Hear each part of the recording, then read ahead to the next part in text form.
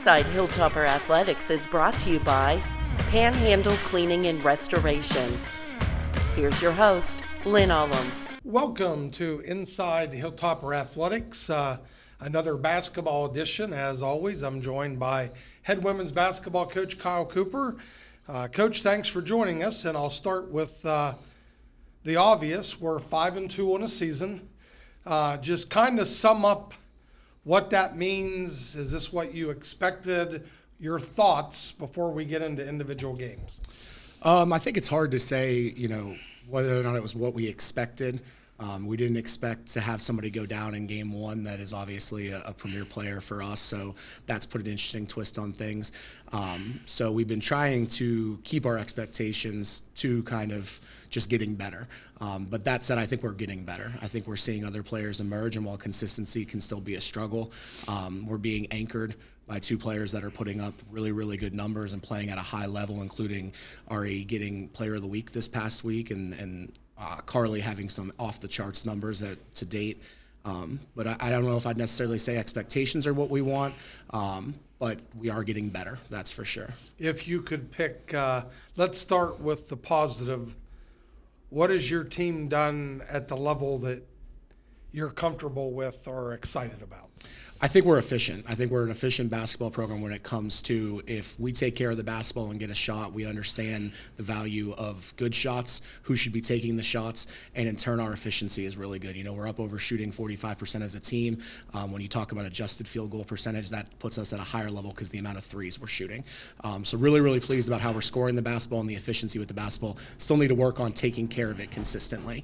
It's amazing. We had a low turnover game the other night, and we were rewarded with big time production and efficiency because we just got shots every time. Defensively, our half-court defense is probably better than I was expecting it to be. We're taking, again, big strides in that across our tenure, and we're seeing that. And the area we got to continue to improve on is getting it out of transition so we can be in a half-court. Not to dwell on the negative, what's been your biggest concern so far? I think it's just taking care of the basketball. And for us, it's just an understanding of, a little bit of situational play, what a play calls for. And it's a little bit of just having the confidence to go make the play. And while it's hard to say this as a coach because we're all not patient sometimes, we still have some players that are emerging and haven't played a lot of collegiate basketball games. So luckily I have Coach Seth there to keep me grounded in that because I want it now just like any of us do as head coaches. Coaches aren't patient? Slightly, I've not a strength. I've never been told that personally. So you were, but you were one of the few ones that I can remember seeing. Yeah, well, thanks for that. Not a very good liar, but thank you anyway. So got out of the gate, really, really good conference start, unbeaten to this point. But boy, is it an interesting week on both sides, the men and women's side. So let's start with your opponent Wednesday night. Tell us about Charleston. Charleston, obviously, you could have made a strong argument, and it's hard not to put the reigning national champ at preseason one, but Charleston's right there with them.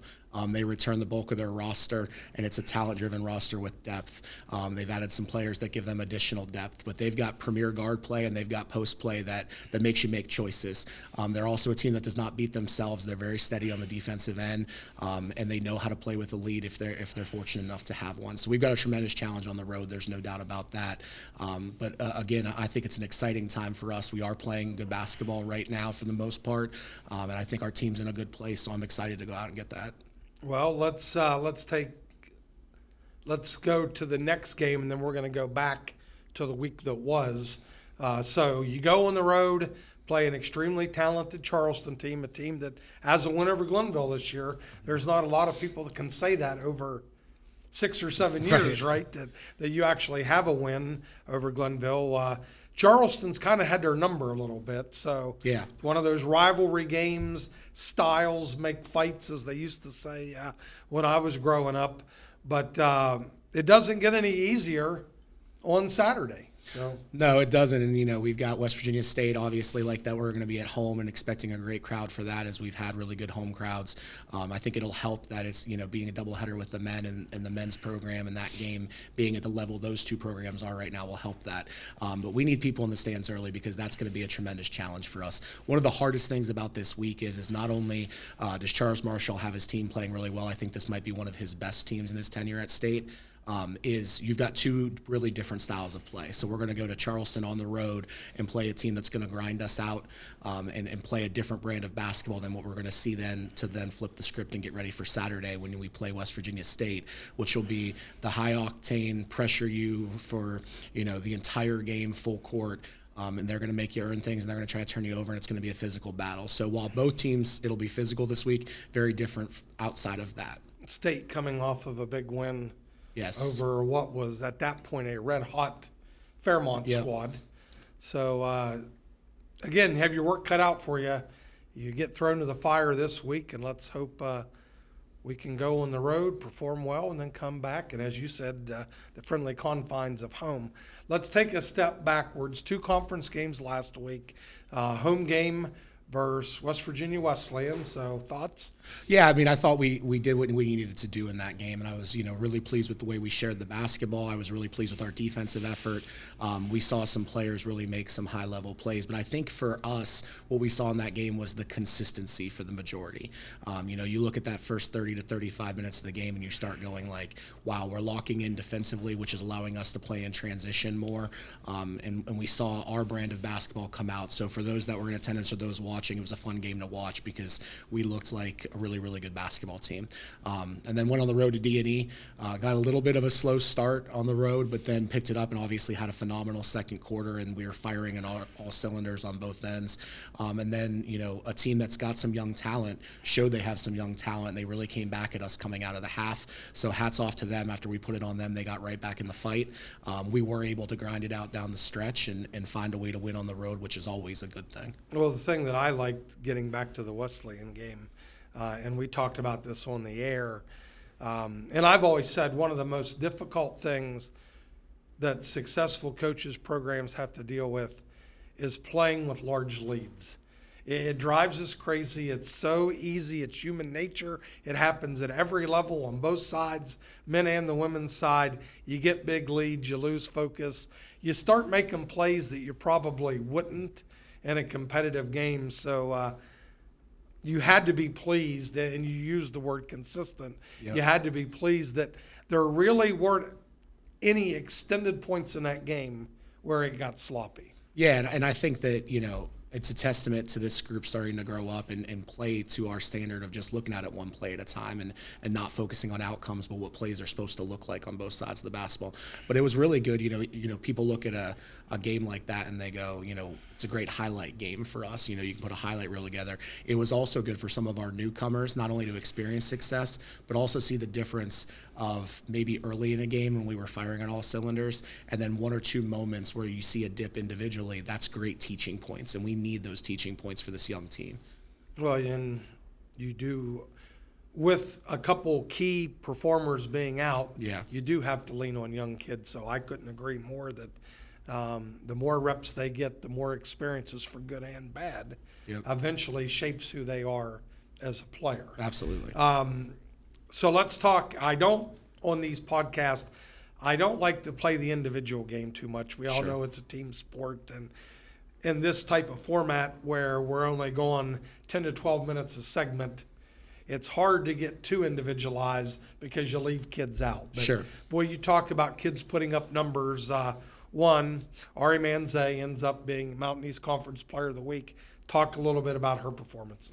Yeah, I think she's been very consistent for us throughout the year, and it showed this past week. And when you're able to get 2 wins, one on the road with those kind of numbers, then you get rewarded for it.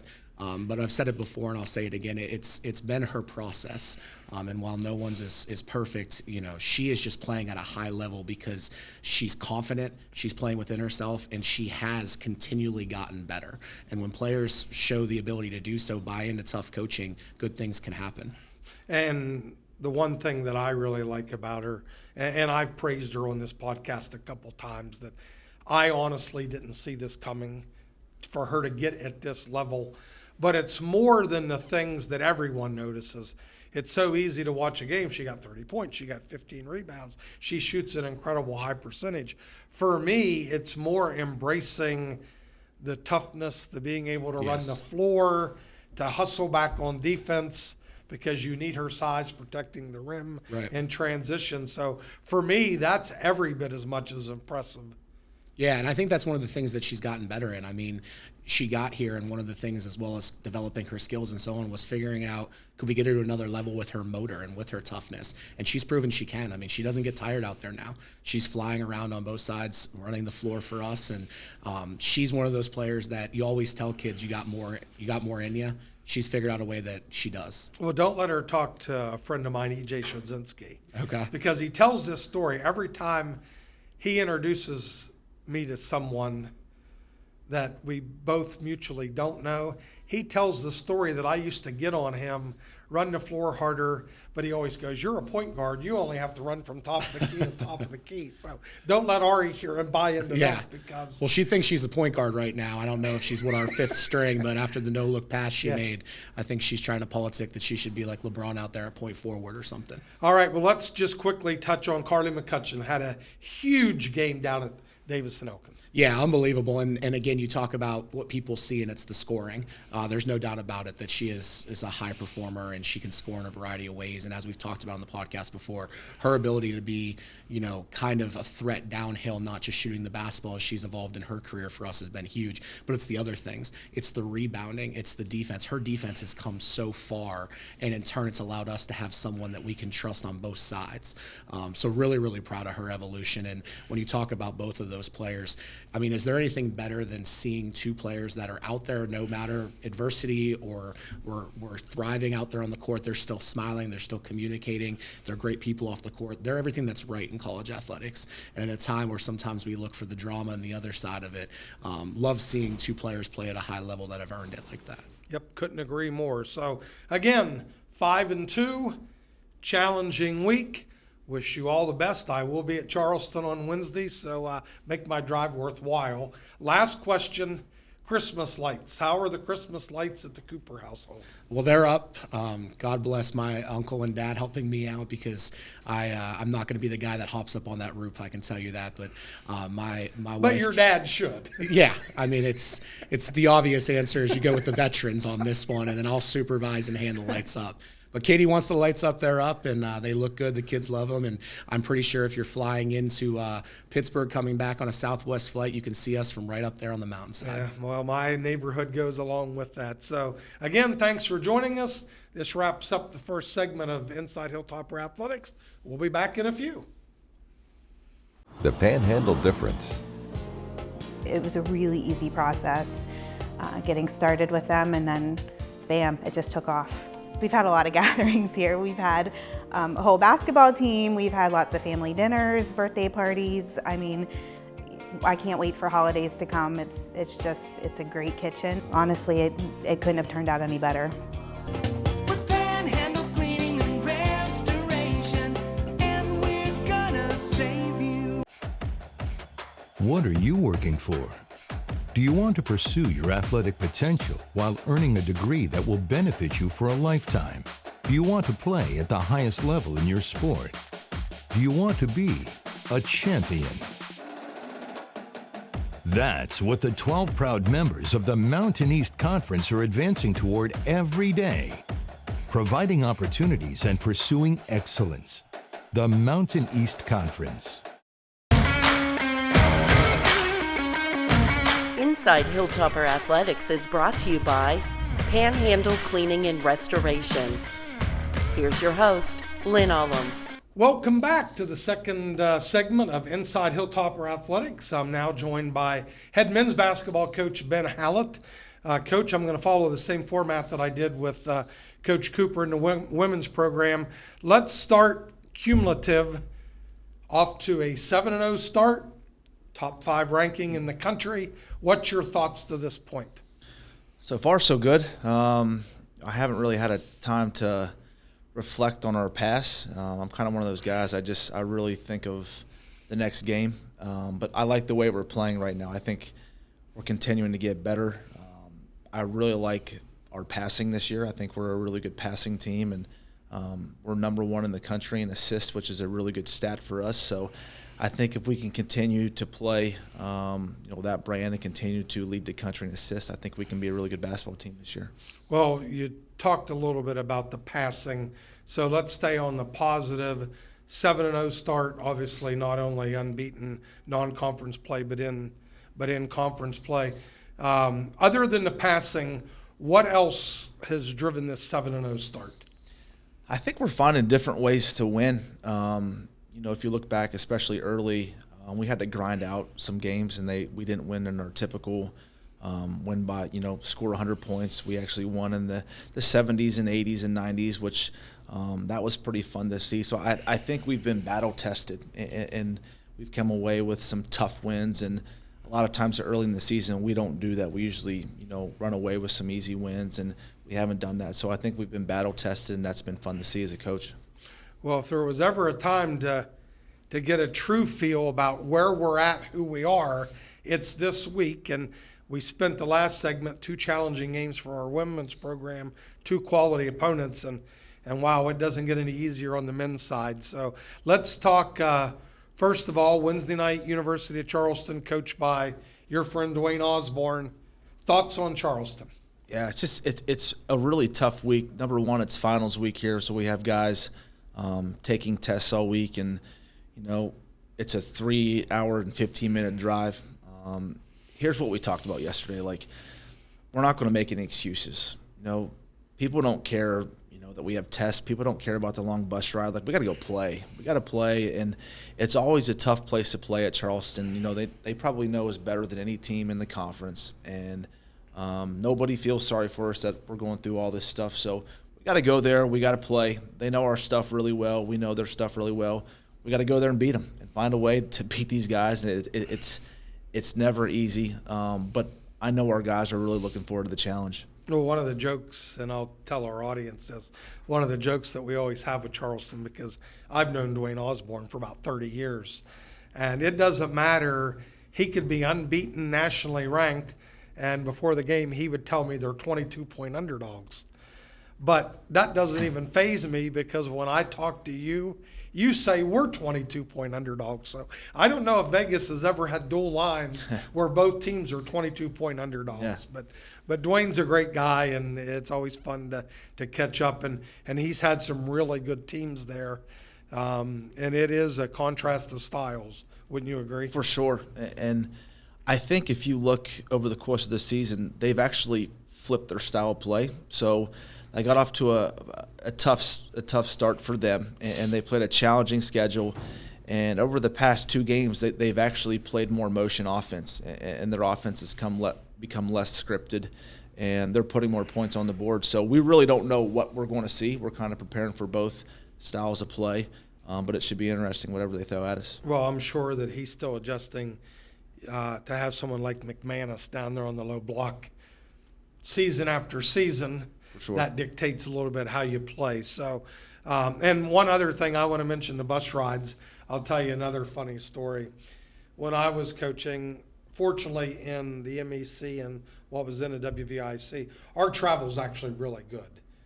We don't have the horrible trips that other conferences had. But, it's always funny. There was one place that I'm not going to get into specifics that I probably went 500 at in my career, longer trip. And if we would lose, I would get home and people would say, "Oh, don't worry, coach. It's got to be tough. You got that long bus ride." Well, there was another school, equal amount, that we beat every single time. Yeah. No one ever mentioned the bus ride when we win. Right. So I like to hear that you're not getting into the bus rides. Well, then not only do you have to go on the road to place a perennial power in Charleston, what a year West Virginia State is having. Yeah, they've reloaded, and they've done all this with one of their better players in Pittman not playing so far, and obviously I would expect him back for our game, but they've just reloaded, and they've got great players, and they're playing well together right now. So here's what I'll say. If we're both lucky enough and good enough to win on Wednesday with both teams having challenging games, it could come off with a showdown here on Saturday night where 2 heavyweights are undefeated going at it. So obviously right now, and you know me probably better than anyone here, I'm really focused on Wednesday. Yeah, and I totally agree. You do look at the next game, and that's all you care about, and that's the way it should be. But, boy, it is shaping up. And it doesn't matter if both team fails on Wednesday, it's still a huge game on Saturday. Sure. So for the viewers out there, if you get a chance, come up and join us at home. We want the support. If not, make sure you check in on our stream. But we have graduation Saturday morning. Then we flip the arena around and we get into to basketball in the evening. Let's go back a week. 2 conference games in this last week. Home game against West Virginia Wesleyan. That seems like forever ago. What do you recall about that game? Yeah, that game, obviously we got off to a substantial lead. The one thing I liked about that game is a lot of times in the past we would, get off to a really good start and get a good lead. We'd get sloppy and we'd start playing more for the box score and more individualized. But I don't think we did that. I think we continued to play team basketball and we continued to play our brand of basketball. And I told those guys after the game, like, it was a lot of fun to watch you guys. And we talked about our passing, but just the hustle plays and the guys doing the little things that add up. And I don't think we got outside of our element. I don't think we tried to do things we couldn't do. We continued to play West Liberty basketball and got off to a really good win. And that's we even talked about that with Coach Cooper in the first segment. I always said as a coach, tremendously difficult coaching with big leads because we want our kids to play perfect. Human nature sometimes takes over and it gets sloppy. But I would concur with you. Not many extended periods in that game where we go 3 or 4 minutes, take some bad shots. Yeah. Throw the hope passes, the ones that you hope get there, not assured to get there.